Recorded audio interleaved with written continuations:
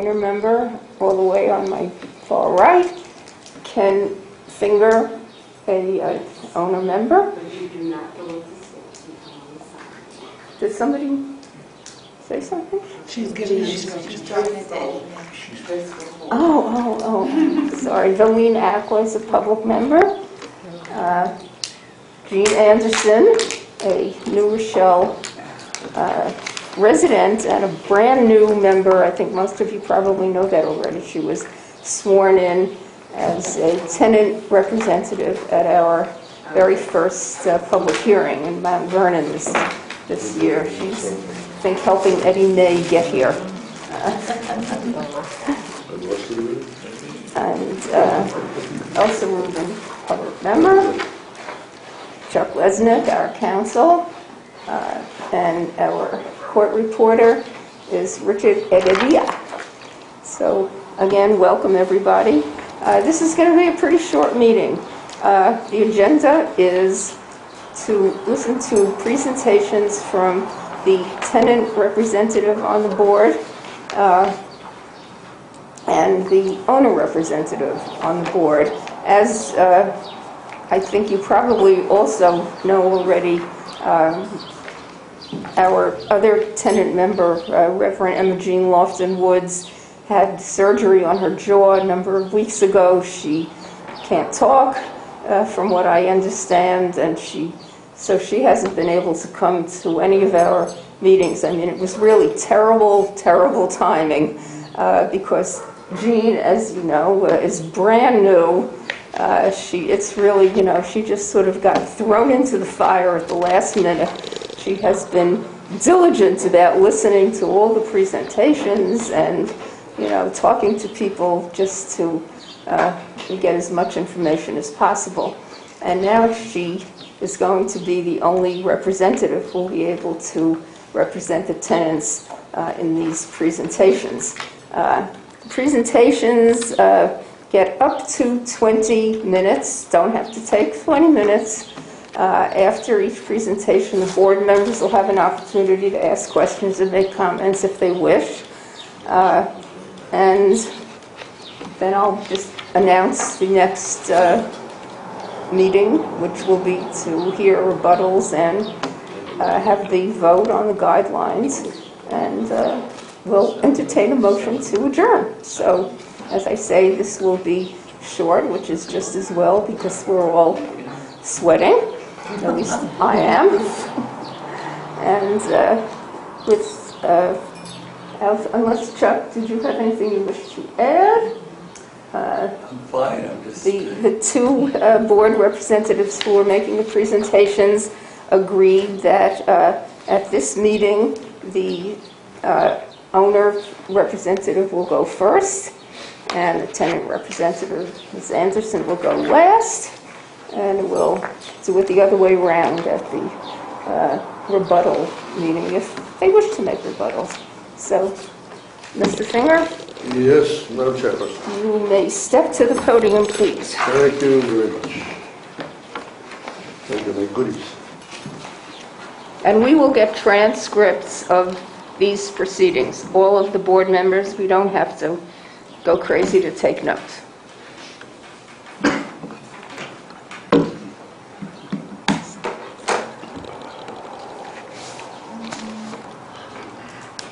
Good evening, members of the board and members of the public. My name is Kenneth Finger, as you know. I'm one of the two landlord reps. Elliot Cherson is the other one. I've drawn the short straw tonight, so I'll be speaking tonight. Elliot will be talking next week. Most of you on the board have heard some of my presentation before, but in light of the fact that we have a new member, I thought I would review basically some fundamentals. We as a board are a product of a law, and a law that defines our authority and the parameters with which we are to operate.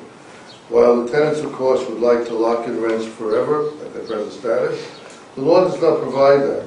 The law specifically does provide that there are certain factors that are to be considered. The landlords are not taking an extreme position of saying, let's have an open market.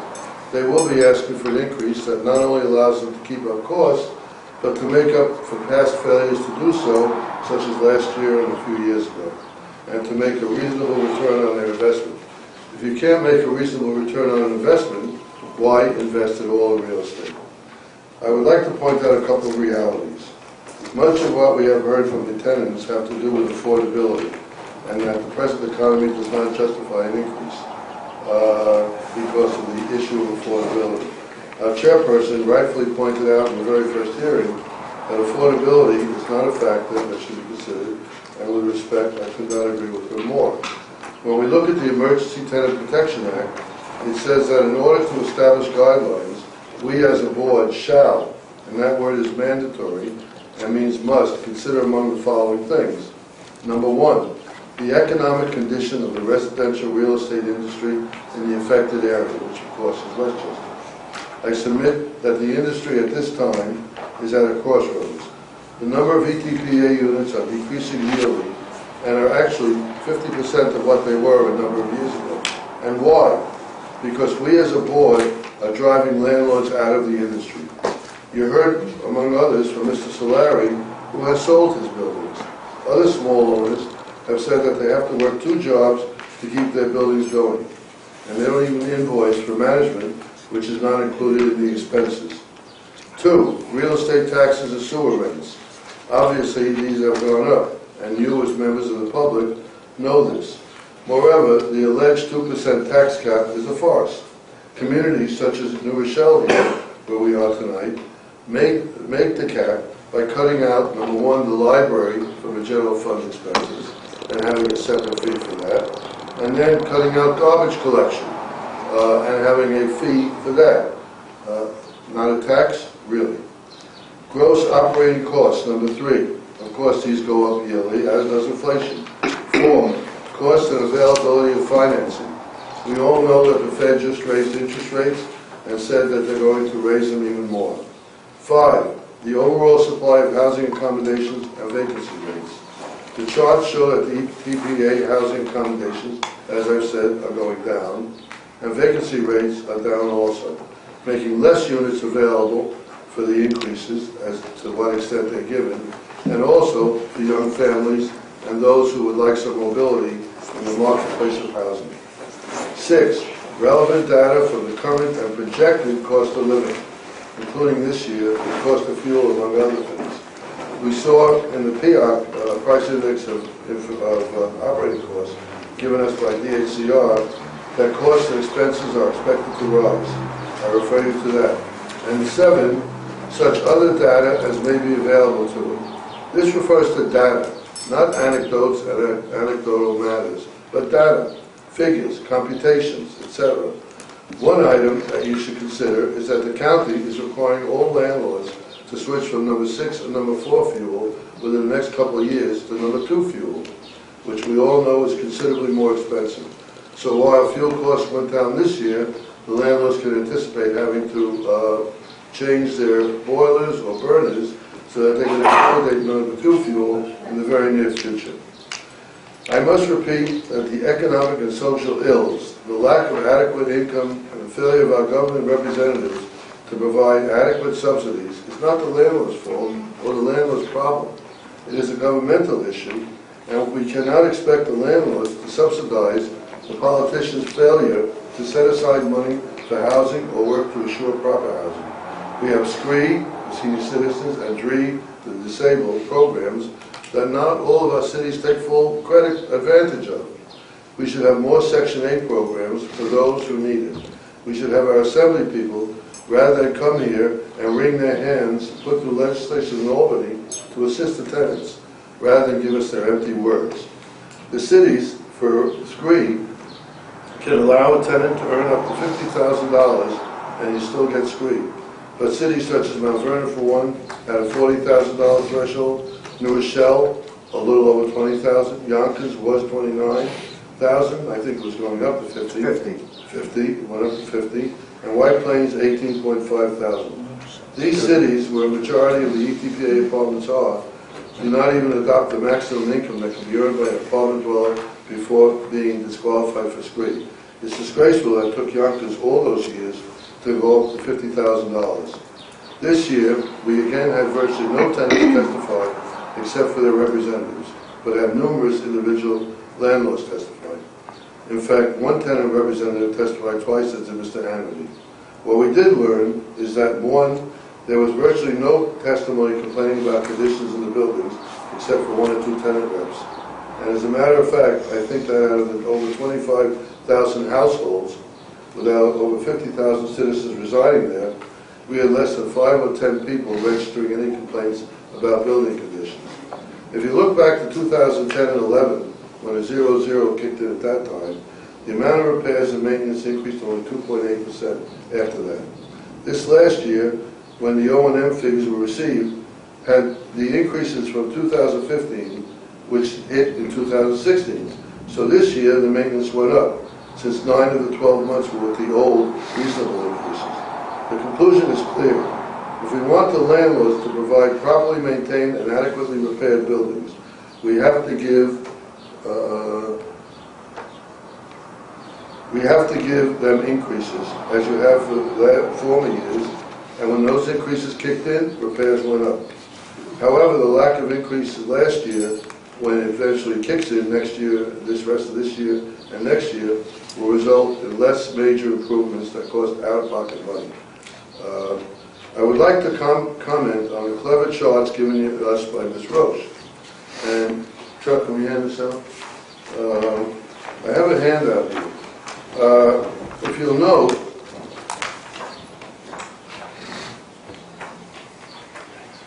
can I wait till you hand it out, Chuck, and not lose my time? Yes. Of course.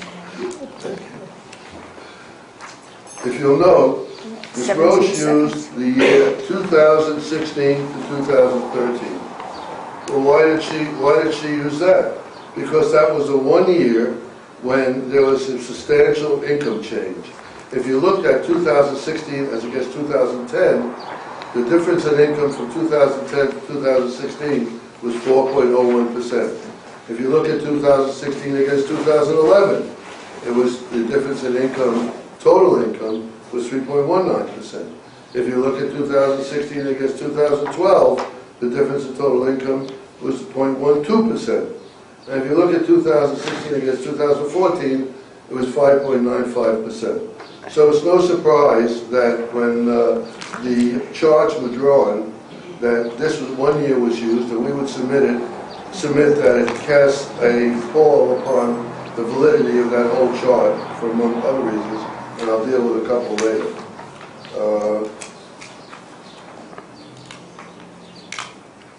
From what I understand also in our analysis, and I was sorry that Ms. Roche didn't appear at an earlier meeting so we could have had a full analysis on the period of time over of her computations, that she used money in terms of the vacancies with the full legal regulated rent, when number one, many tenants pay only preferential rent, and number two, the increases are not as claimed.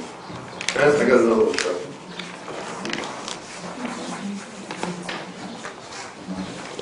Sorry, Steve, before.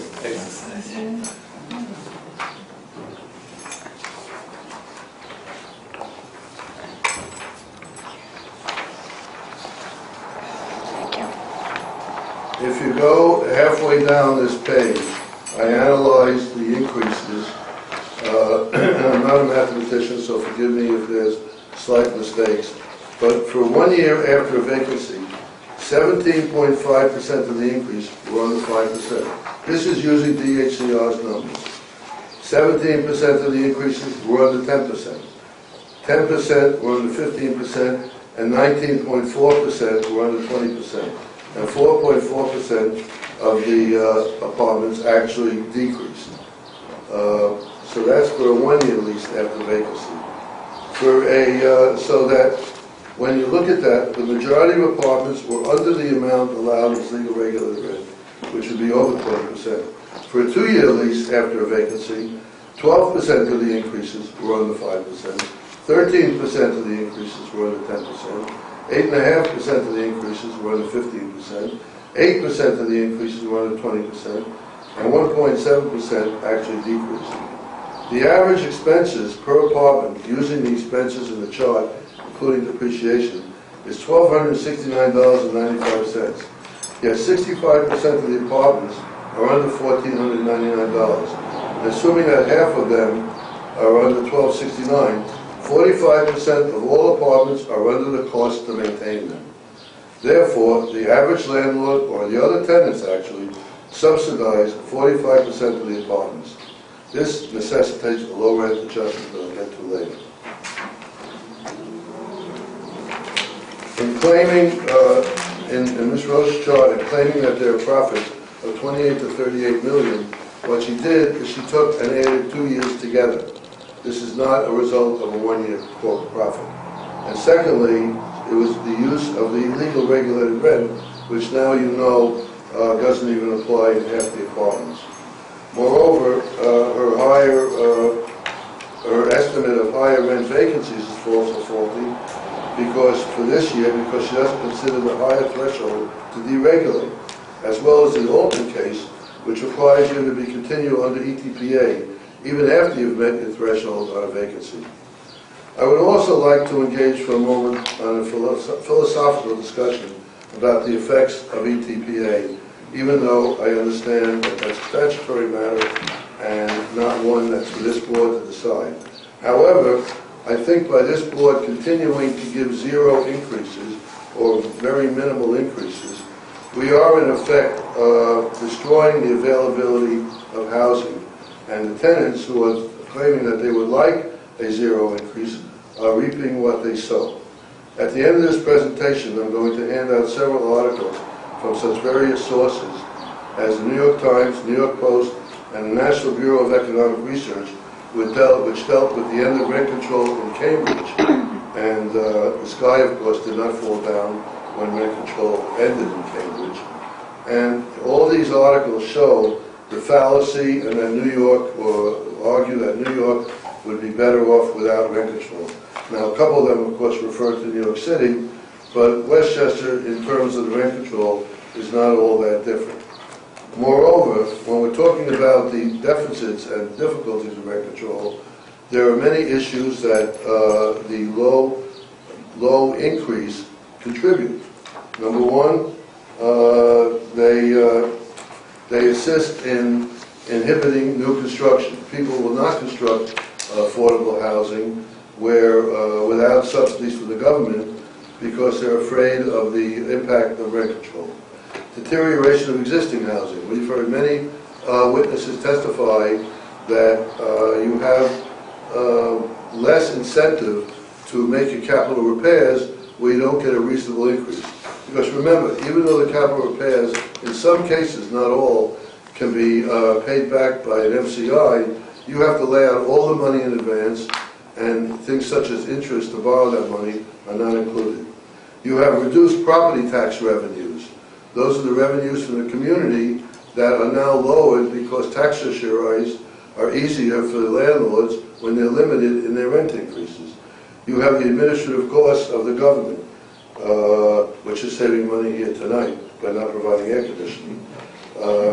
You have substantial reduced consumer mobility. The primary beneficiaries of rent control are those consumers lucky enough to find themselves in rent-controlled apartments. But even those consumers pay a price because consumer mobility is substantially reduced by the reluctance of the consumers to part with their rent-controlled apartments. Therefore, other people can't move in them. Young families don't have these apartments to live in, and you have single and two people living in 2- and 3-bedroom apartments for the long term. Interestingly, the costs of rent control really fall most heavily on the tenants because of the fact that you don't have the kind of maintenance and improvements to the buildings that you would have in a free marketplace.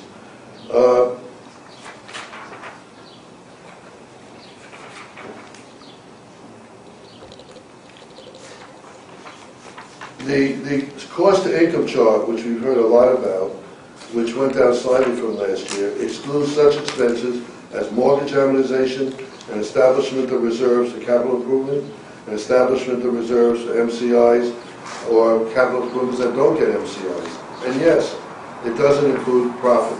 Now, profit should not be a horrible word in real estate. Why go in, as I said before, to buy a building or to enter into real estate if you can't make any type of profit? And when we're talking about the small landlords, they don't even charge a management fee, and some of them, as we said, work 2 jobs so they keep their buildings. I think it's important that we understand that the cumulative effect of 0 or virtual zero increases, such as last year, is destroying the affordable housing stock in Westchester.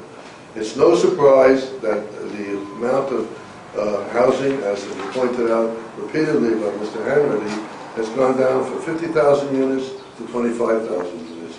In the present course that you're taking, in 5 or 6 years, you'll probably be down to 20 or 15,000 units.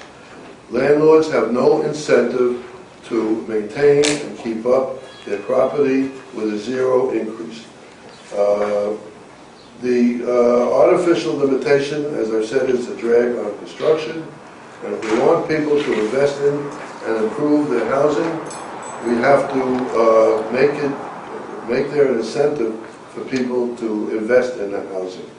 If you can get a guaranteed return in a bank or with bonds, why invest in real estate? The costs of rent control, as I've said, are borne not only by landlords, but by tenants, and by society, and by our government. The loss of income results in reduction in assessments and less money in municipalities, and subsidies by single-family homeowners. It leads to housing shortages.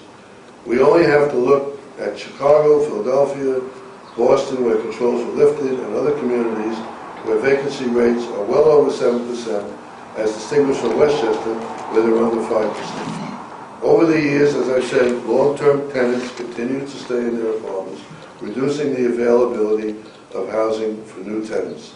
So the new tenants either have to look for luxury housing or housing with much higher rentals.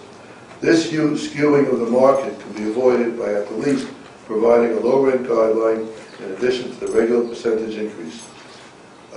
We must encourage and not discourage investment. We've heard from owners who are representative of a new generation of landlords who want to provide housing and have family interest in it, but also want to make a reasonable profit. They can't at 1 or 2%. Increase exponentially, and income does not. The negative impact of rent control I've covered. Landlords are unfairly burdened, and I ask that the members of this board not burden them further. Therefore, we respectfully request that the public members of this board grant a 4.5% increase for a 1-year lease renewal and a 6.5% increase for 2-year renewal to try to make up for the failure in the past. And if you look at my chart, you'll see that the very top of that Rent Guidelines Board 2017 submission shows that in actuality, the net loss in increased income is $2 million, and the net increased expenses is $2.4 million. We also asked for a low rent guideline for $50 for every tenant paying under $500, and in addition to that, a $25 low rent guideline for every tenant paying under $1,000 per month. Thank you very much. Would you repeat that your question. last? Would you just repeat that last low rent? 4.5% and 6.5% for 1 and 2 years. The low rent. Low rent, $50 for every tenant paying under $500 a month, and $25 for every tenant paying between $500 and $1,000. Thank you. I am ready for the brickbats and the questions. Any? You got plenty of time. Right on time. You need an extra 30 seconds for all. Even with my 30 seconds. Yes, you definitely can have 30 seconds. So that's perfectly So, okay. board This is 30 members, seconds of everyone has- any questions or comments? I just have one point of information. All right, Chuck, I have a bunch of things I want to hand out. Okay, I just have a question. It's really more for clarification. Yeah, okay. I think this handout, Right. you enumerated the actual.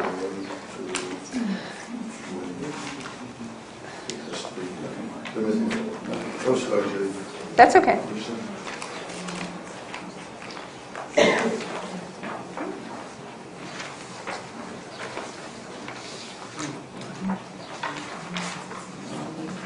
I can ask the question once. Well, I just wanted to make sure, you know, this will just take up. I don't expect the board members to read this tonight.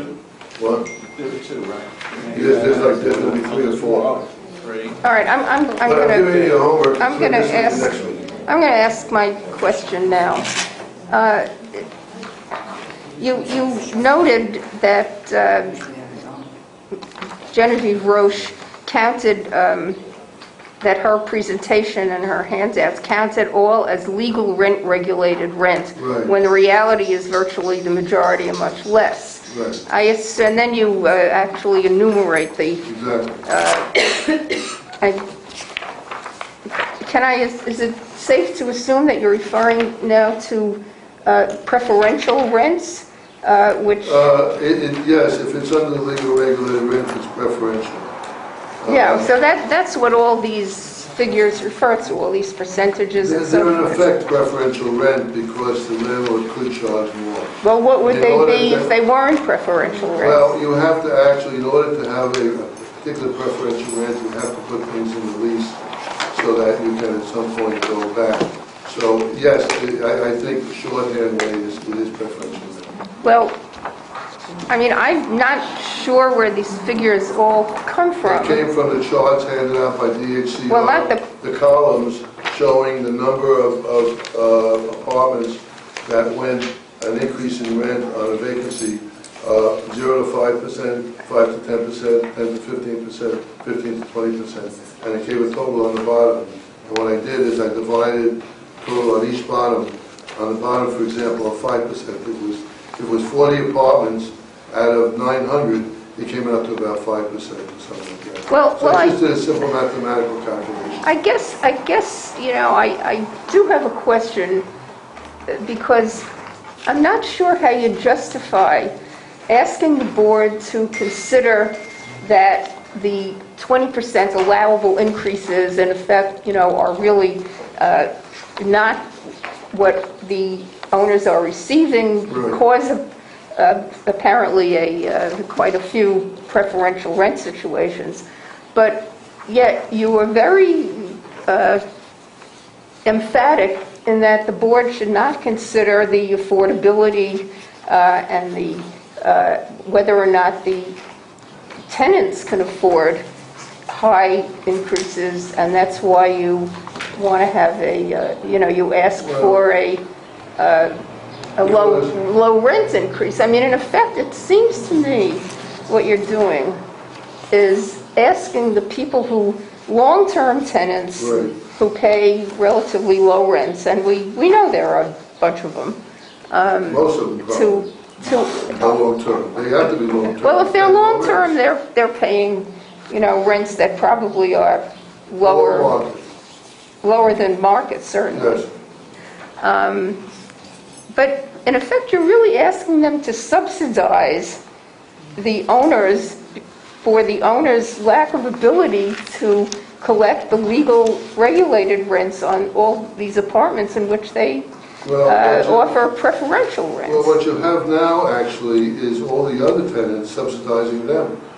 Because what you have is you have the tenants who are moving in and paying a market rent, or have to go in and pay, or can't find an apartment, subsidizing these people. In a true market, as happened actually, if you read the article about Cambridge, which between now and next week, you'll see they went out of rent control, and then of course there was a bit of flux for a couple of years, but then after that, everything evened out, and people still had housing and had more housing, and there was availability of housing. Right now, you have a false market. You have a market that makes it impossible for young people and people with families to get these large apartments, or apartments where people have been there for many years, because people will move out. If you're paying $490 a month rent, or $750 a month rent, for a nice apartment overlooking the Hudson, or not overlooking the Hudson, you're not going to move out. Plus succession. So it's availability, I'm sorry. Plus succession. Succession. Oh, succession, yeah. Succession. I didn't deal with succession rates. No, but But that's another That's- issue. yes, That's it is. statutory, as the 20% is. So you have one group subsidizing the other, and I'm not asking that the low tenants subsidize, low rent tenants subsidize the landlords. I'm trying to equalize the rental situation. Well, I mean, there's no equality in rentals anywhere that I'm aware of. No But what? That's exactly the Jane, what did you say? No what? I said there really is no equality in rentals anywhere that any of us But there should know of, I think. Yes, but I think it's a goal that we should strive for. Maybe I'm a little bit of a idealist. Yeah. Thank you. Anybody else? So this is just a statement of fact, and it's after all the board members have spoken. You mentioned some of the scree numbers, and I just wanted to go through them because I think you were looking at an old edition of scree, because New Rochelle, where we sit now, has a scree limit of $40,000 Okay, now. they went up. And White Plains is up to 30. And Yonkers was actually the first after New York City, and they went to 50,000 almost immediately, as did the village of Croton and the village of Hastings. There were a bunch of 40,000, including... Well, that, you know what, Chuck, that's exactly my point. It can't be 50,000. Why is New Rochelle staying at 40, and the other communities staying at 40? No, and Larchmont is still at 16.5. Yeah, I And generally, what happens is, unless one of the residents asks the municipality or asks us, nobody thinks to change it. So I'm not blaming you. no, but if there are people out there that are in a community that you think you should be getting a scree or tree, that's the one thing the landlords and tenants actually agree upon. The senior and disabled rent increase exemption, which means if you're paying more than a third of your income and your income under this cap, which varies by municipality, your rent is frozen, but the landlord gets the full rent because the municipality makes it up in the form of the tax. And you know what? The legislature, you know what? I think the legislature should increase it over 50,000. It's a legislative item. You know, I'm tired of hearing the legislators come in and moan and groan. Let them put forth a bill saying, let's make scree 75,000. I mean, you know, they got a lot of things they can do. They can put in more subsidies. You can increase the monies. The federal government can increase the monies to Section 8. Although these days the federal government, I think, they would hold that rest with. Well, But we have no control over that. that's true. I'm not saying that, but I'm saying it's not the landlord's problem. That's the point. You're making it the landlord's problem to subsidize the tenants. And my point is that when I hear a legislator come in and say, let's have a zero increase or a minimal increase, you know, what are you doing to helping the tenants? Nothing. So there you have my platform. Thank you, Ken. Thank you. Hey, Jean. Ready?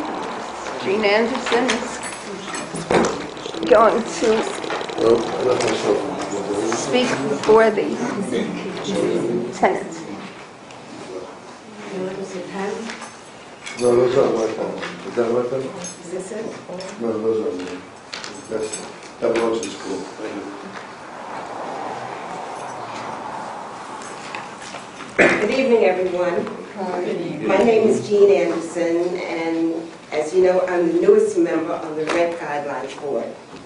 I represent the tenants, and while I have a lot to learn about the rent guideline regulations, I am very much aware of the affordable housing issues in Westchester County and how it is affecting our neighborhoods and turning the turnover in our communities.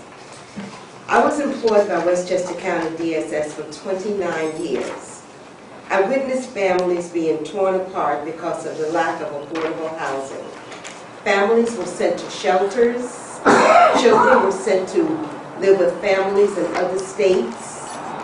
I witnessed people sell their food stamps just to make up payment for rent. I am reminded that someone who recently shared about her mother whose monthly income is $967 and her rent is $667. This leaves very little for her remaining monthly needs. I run a soup kitchen and food pantry out of the church here in New Rochelle. Each week we average 125 plus people from all walks of life. Two families in particular come to mind. One is a mother who recently lost one of her two children. And later on she lost her apartment. Now she lives in her sister's house in Connecticut. She works in White Plains, and her daughter attends school in New Rochelle. It's quite a strain. The other mother with 3 children recently lost her husband, and she lost her home as well. She's now living in a room in a friend's home in New Rochelle with no cooking privileges. The kids attend school in Mount Vernon. They come to the kitchen weekly for a hot meal and snacks for the evening and for breakfast. Neither of these mothers have been able to find affordable housing. At another meeting, Mr. Harity shared an article from June 11th issue of the Journal News, where a man who volunteers at the food bank stated, "One of the hardships I hear about repeatedly is what I call a rent bubble. People who pay 75% of their income or more for rent. This leaves very little for them to live on. I admit I don't have the answer. However, I do observe an economy and society that is producing too many have-nots compared to those who are climbing the economic ladder. Rents climb and wages stagnate. Home ownership is not even a realistic option for most. The majority of the tenants in Yonkers, Mount Vernon, and New Rochelle are severely rent burdened. Poverty rates are considered high in these cities, where 75% of rent stabilized apartments are located more than in the rest of Westchester. According to the New York State Annual Poverty Report, people living in Yonkers, Mount Vernon, and New Rochelle are as follows. Yonkers, children under 18, 10,885. Adults 55 plus, 18,357. Senior citizens, 3,478. In Mount Vernon, children under 18, 3,285. Adults, 5,829. Senior citizens, 1,101. Here in New Rochelle, children under 18, 2,746. Adults, 25 plus, 4,923.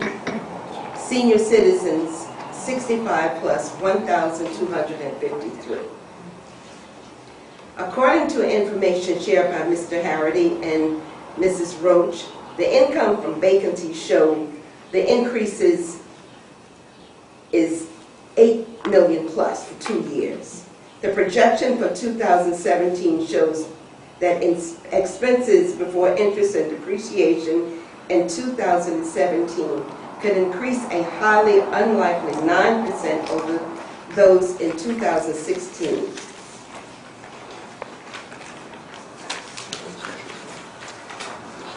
We realize that the landlords have expenses and that they are in business to make profits, but not at the expense of robbing people of affordable housing. Given the serious crisis of affordable housing combined with a long recession and a slowly improving economy that has not benefited everyone equally, a rent rollback, or at the very minimum rent freeze, is unequivocally justified this year. The Dow-breaking 21,000 does nothing to help most rent-regulated tenants pay their rent. Preserving the regulated stock of affordable housing is a prudent and responsible thing to do. For all the talk about building affordable housing, affordable units a handful at a time and decades in the making, we have a doable, easy mechanism already in place to preserve what we already have. And as we are seeing in New York City, to restore those units illegally removed from the system is a must. The latter, only the state can correct, but the former is entirely in the hands of the board's 4 other members. I have some additional handouts to hand out. One in particular that we received today is about oil prices going up, or going down. Oil prices hit 7-month lows on global oversupplies. And also some statistics on other things that I spoke about. Thank you.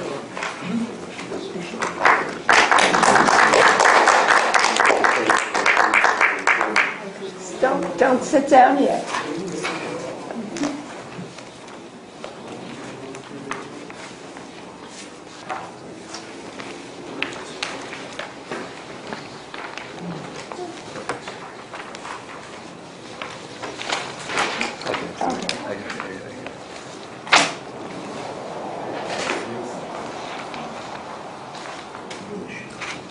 Gene, I just wanted to ask you, those figures that you read, that you gave us,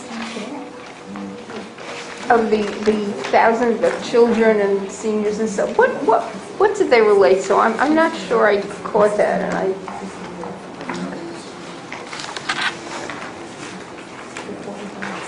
They relate to